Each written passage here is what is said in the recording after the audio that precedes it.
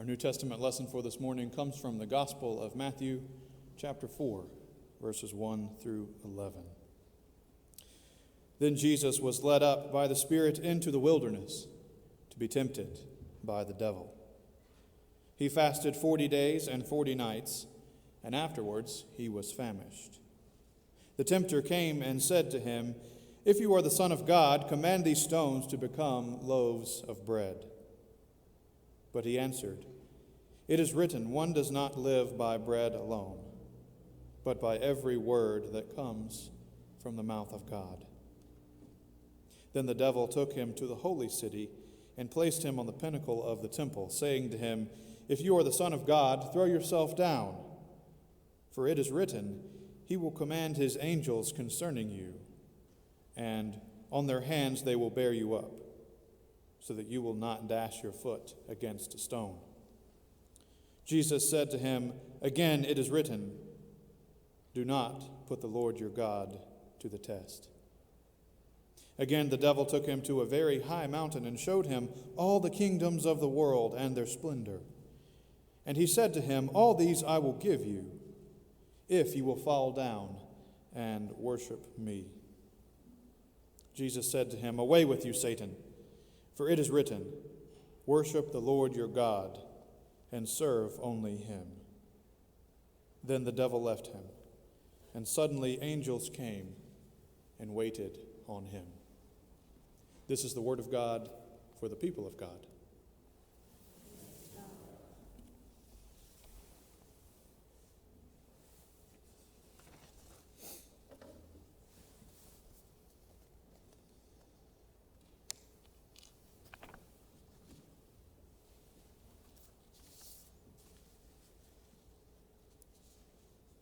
His skin is as parched and cracked as the earth his blistered feet trod. The straps on his sandals are beginning to fray. His only shelter from the blinding sun is the cloth lightly wrapped around his head and face, while the bottom of his tunic barely grazes the dust of the ground. It wasn't long ago that this same tunic was soaked along with the rest of him. He remembers the cool of air as he emerged from the waters of the Jordan, the light of the sun catching every drop of water, the voice of God magnifying every moment of grace. "This is my Son, the beloved. With him I am well pleased." But now the rushing desert wind made that voice a whisper. Still there, but harder to hear. He had been named as beloved, claimed as a child of God, days, weeks, who knows how long ago. The Spirit had descended, and then it had demanded. So here he was, wherever here is. The hardest part isn't the day. It isn't the unrelenting heat or the sting of the sand or even the pangs of hunger. It's the silence. It's the loneliness. But in the distance, it looks like there may be someone up ahead. Maybe they have rations to spare, some conversation to offer, a way out of this hellish place. Perhaps these are some of the unrecorded things that Jesus felt and thought and wondered way out there in the desert. The terrain reflects so vividly how the season of Lent begins for us, stark and desolate. Like the crosses that marked our heads last Wednesday and words that reminded us of our frailty, our mortality, our humanity. Of course, you and I know this scene, don't we? It's where Jesus is tested, tempted, and tried by the devil. And if you know the Scriptures, then you also know that this is not the first time of testing and temptation, of wandering and waiting, not by a long shot. Jesus' temptation for 40 days and 40 nights connects directly to the Old Testament. It's part of why Matthew, who was writing to a Jewish audience, chose to include the details of the story like he does. The rain of the great flood fell for 40 days and 40 nights while Noah and his family waited for their deliverance, as God promised in Genesis. Then in Exodus we find that Moses fasted alone in the presence of the Lord for 40 days and 40 nights atop Mount Sinai as God carved out the 10 Commandments. Elijah followed the Lord's urging and fasted for 40 days and nights as he fled to Mount Horeb, where he encountered God in 1 Kings 19. And of course, we can't help but think of Israel's struggle to follow God faithfully in the wilderness, day and night, for 40 years. In fact, the temptations that Jesus faces are mirrors of the circumstances that Israel endured throughout their trek from Egypt. In Exodus 16, the people face intense hunger, and God provides manna. In Exodus 17, the people are thirsty and wondering whether God is still present with them, and God provides water from a rock. And in Exodus 32, Moses has been gone for a long time, and the people get distracted and begin worshiping something other than God, that golden calf. Jesus' temptations, or Israel's temptations, are our temptations. But we can still go farther back. And this time it isn't a barren desert lacking for food and water. This time it's in a place of paradise, in a place of perfection and beauty and provision and unbroken relationship with God. The first time is in the garden with Adam and Eve. And even in this utopia where every need is met, there is still room for temptation. And again, we know how the story goes. Eve is approached by a deceiver in the form of a snake, and she is misled by his cunning. And then Adam chooses to eat of that fruit of desire as well, and everything changed. But even if we didn't know how the story ends for Adam and Eve or for Israel, we would still know, because we know temptation for ourselves. We all know what temptation looks like, what it feels like, what it offers, what it promises in the moment. Sometimes temptation finds us in small ways. A lie to stay out of work for an extra day that makes someone else's job harder. Hurling a harsh word of vengeful anger at someone who has hurt or disappointed you. Temptation comes to us in moments when we look at others and feel insecure about not having enough. Temptation comes in judgments we make about strangers or friends who make choices we do not understand. Temptation has a way of ruling us, making us able to look away from those in need and to live our lives unaffected by poverty, hunger, and disease. Temptation rages in moments when we allow our temper to define our days, or when addiction to influence over others, vanity, or an inordinate need for control distorts our decision making. We know what temptation looks like, and so does Jesus. It came to him in a particularly vulnerable moment. As Matthew tells it, Jesus is hungry, famished, actually, and at the end of his 40 days. He's human, after all, and he doesn't fare much better than you or I would. It's in this moment of vulnerability that the tempter sees an opening. 3 temptations: turn stones into bread and satisfy your hunger, prove you are the Son of God with a simple stunt, and say a word to take power over all the kingdoms of the world. Jesus' temptations are 3, but they're really one. There's one thing that connects them to Adam and Eve, to Moses and the Israelites, and Jesus and us. Temptation always comes as a better choice. And when we choose those ways over God's ways, temptation wins. Temptation wins and grows when we justify small sins, a racist joke, a questionable business practice for the greater good, a criticism of a spouse or partner when he or she is not around. One rabbi said that temptation today is the strand of a spider's web, and temptation tomorrow is the rope of an ocean liner. The more we give in, the more it grows, one strand after another. Temptation wins when we get so caught up in the trappings of life that we lose sight of life itself. These are the faceless moments of evil that, while mundane, lurk in the corners of our lives and our souls. Sometimes it's invisible, like pride or self-absorption. Other times it's brash, like a corrupt use or quest for power. Sometimes it shows up shiny and attractive, like the obsession of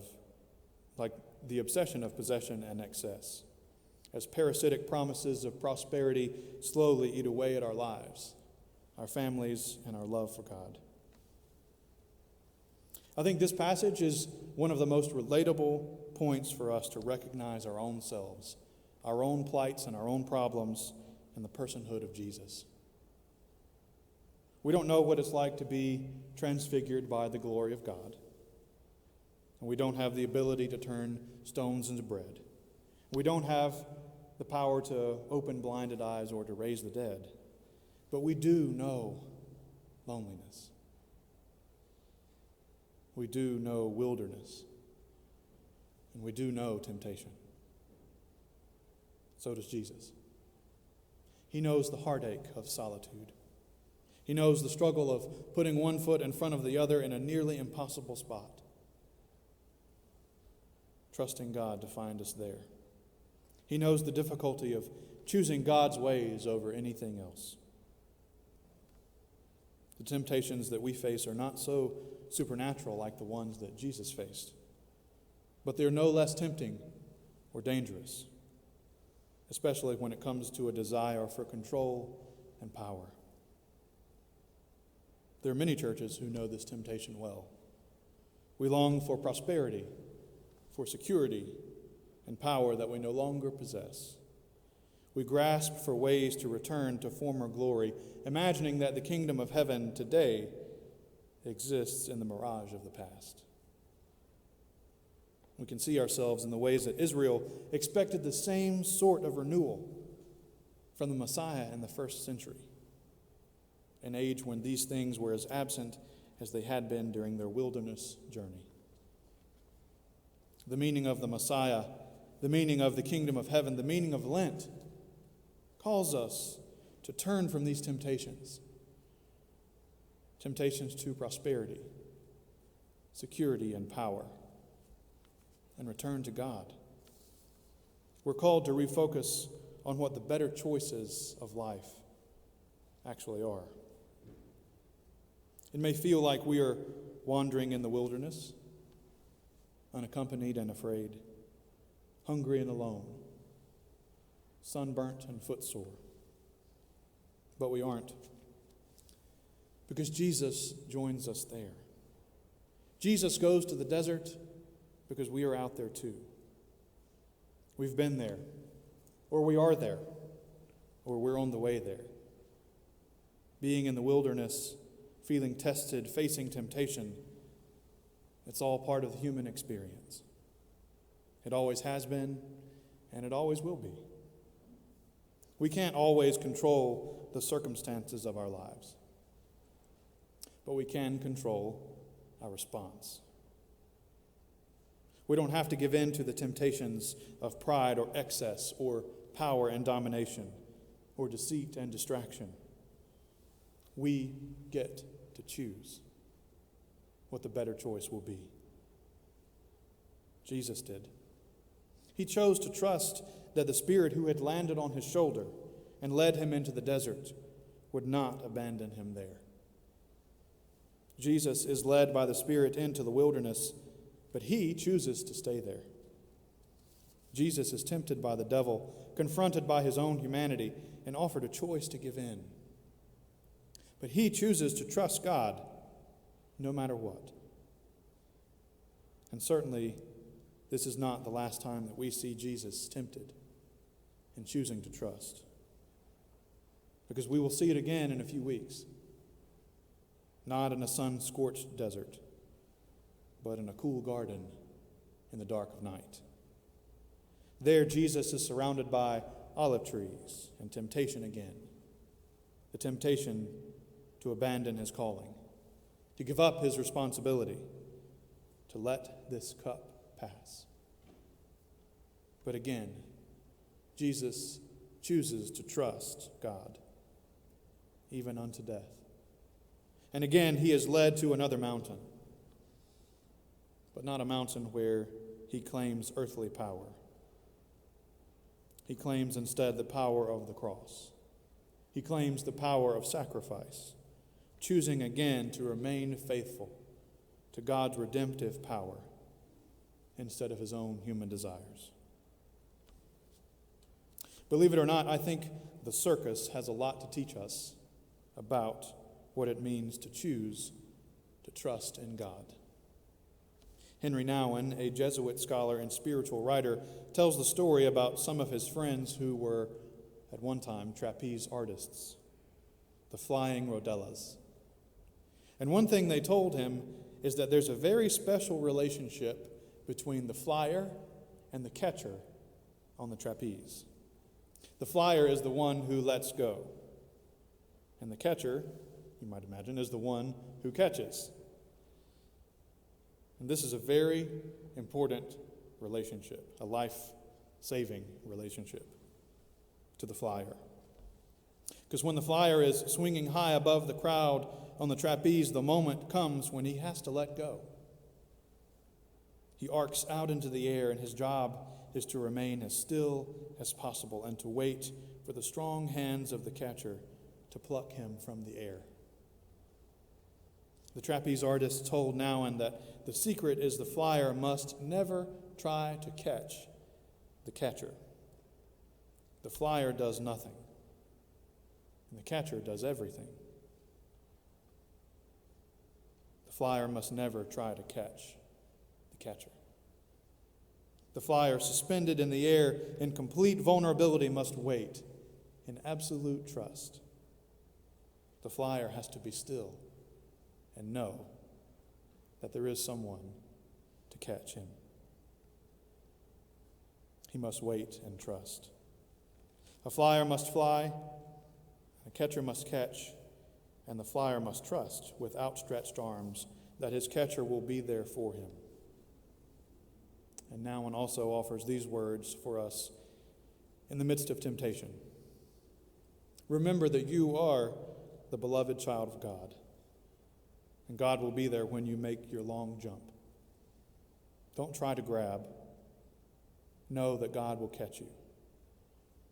Just stretch out your arms and hands and trust. Trust. Trust. Jesus knew in the desert wilderness, faced with human need and limitation, confronted by choices for selfishness, spectacle, and power, that he had to trust his catcher. He had to trust God to show him the way out. So in all of these temptations, Jesus shows us that we get to choose. We still have choices to make. Compassion or vengeance, forgiveness or grudges, collaboration or competition, people or profit, justice or apathy, God's way or the world's way, the way of the cross or the way of comfort. Because in this journey of Lent, Jesus is leading us from the river to the desert and eventually to the cross. To follow or not, to trust or not. Those are the choices of Lent. Those are the choices of life. What is your answer?